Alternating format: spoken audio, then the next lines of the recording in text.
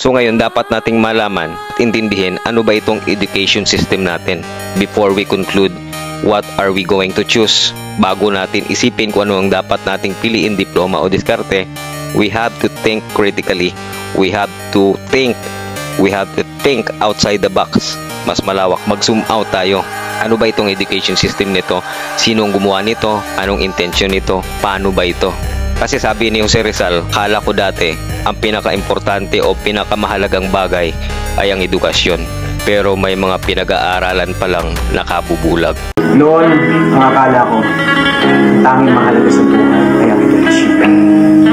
Pero nag-discover ko, depende pala yun sa pinag-aaralan.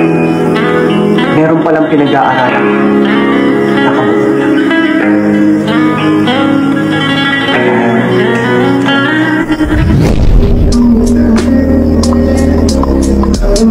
Hindi sapat ang edukasyon lang para maging usas.